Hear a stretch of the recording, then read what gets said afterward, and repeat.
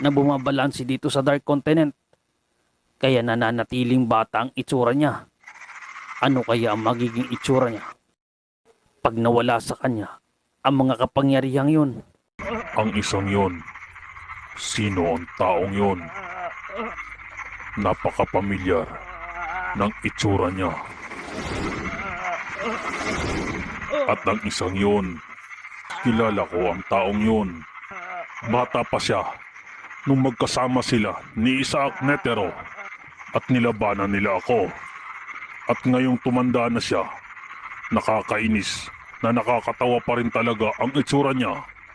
Mukha talaga siyang sabog.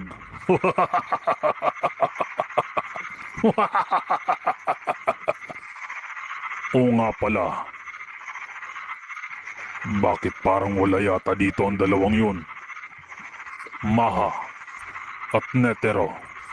Kanina lang ay ramdam ko ang inyong mga kapangyarihan. Kailanman ay hindi ako nagkakamali sa pagsagap ng mga kapangyarihan. Lalong-lalo na kung nakaharap ko na ang mga ito. Pero tila yata nagkamali ako sa pagsagap ko kanina. Dahil kahit nagamitan ko pa ng N para lang mahanap ang mga lokong yon. Pero wala talaga ang dalawang yon sa grupong ito.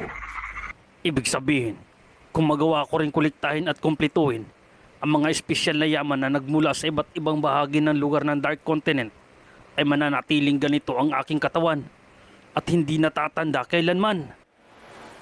Oo nga pala.